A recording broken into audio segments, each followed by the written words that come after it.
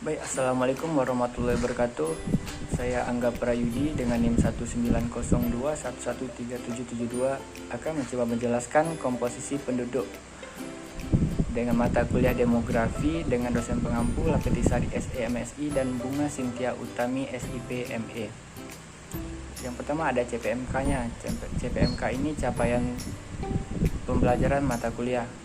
Di sini ada karakteristik demografi, sosial dan ekonomi, ukuran dan komposisi penduduk, dan distribusi penduduk desa kota. Baiklah, yang pertama komposisi penduduk. Mengelompokkan penduduk berdasarkan karakteristik tertentu. Di sini terdapat 4. Yang pertama ada karakteristik demografi. Karakteristik demografi ini contohnya seperti umur, jenis kelamin, jumlah wanita usia subur, jumlah anak. Yang kedua ada karakter sosial. Karakter sosial ini terdiri dari pendidikan, status perkawinan, kesehatan, dan lain-lainnya. Yang ketiga ada karakter ekonomi. Karakter ekonomi ini berdasarkan jumlah pendapatan penduduk, kemudian ada konsumsi, kesejahteraan, dan lain-lainnya. Yang keempat ada komposisi geografis atau karakter geografis dan sebaran. Karakter geografis ini terdiri dari pengelompokan penduduk berdasarkan letak atau wilayahnya. Di sini kita bisa lihat ya.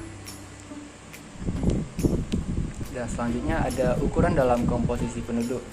Yang pertama ada umur median atau umur rata-rata.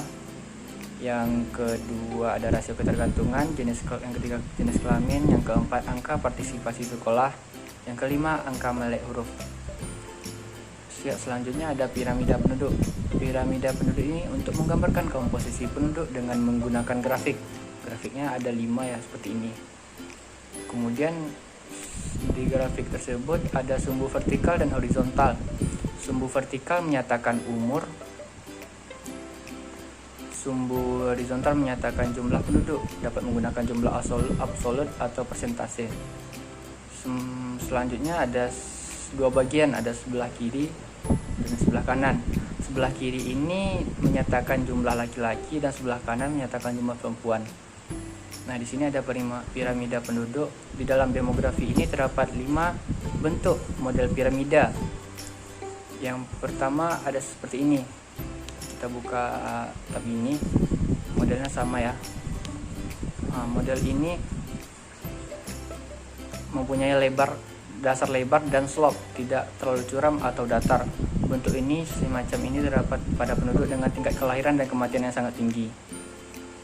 Contoh piramida penduduk India pada tahun 1951. Jadi piramida ini menggambarkan penduduk di suatu wilayah dengan tingkat kelahiran dan kematian yang sangat tinggi. Dan selanjutnya ada model 2 sama dibandingkan dengan model 1, maka dasar piramida model ini lebih lebar dan slope, lebih curam sesudah kelompok umur 0 sampai 4 tahun. Sampai ke puncak piramida. Bentuk ini terdapat pada negara dengan permulaan pertumbuhan penduduk yang tinggi atau cepat. Yang ketiga sama. Yang ketiga ada bentuk piramida ini dikenal sebagai bentuk sarang tawon. Yes. Piramida ini terdapat pada negara dengan tingkat kelahiran dan kematian yang rendah. Kebanyakan ini di negara-negara maju seperti Eropa. Selanjutnya ada piramida penduduk seperti granat gitu. Piramida ini dicapai oleh negara-negara yang paling sedikit sudah 100 tahun mengalami penurunan tingkat fertilitas atau kelahiran dan kematian. Selanjutnya ada model kelima. Bentuk piramida ini terdapat pada negara yang mengalami penurunan drastik yang tingkat kelahiran dan kematiannya sangat rendah. Contohnya piramida penduduk Jepang. Selanjutnya ada distribusi penduduk. Distribusi penduduk ini ada penyebaran berdasarkan geografis, berdasarkan tata letak wilayah, dan berdasarkan administrasi pemerintah. Nah, selanjutnya di sini ada contoh komposisi penduduk. Saya mengambil contoh komposisi penduduk di daerah Kabupaten Rokan Hulu, itu di kampung saya sendiri. Jumlah penduduk di sana sekitar 553.095 jiwa. Luas wilayah 7.588 km persegi. Dan jenis-jenis pekerjaan penduduk di sana itu petani, beternak, pedagang, buruh, pegawai negeri atau swasta, polisi, TNI dan sebagainya. Dan agama-agama di sana mayoritas Islam, kemudian ada Kristen Katolik, Kristen Protestan. Suku di sana terdapat suku Melayu, Minang, Batak, dan Mandailing. Dan yang terakhir ada jenjang pendidikan, ada SD, SLTP, SLTA, dan perguruan tinggi.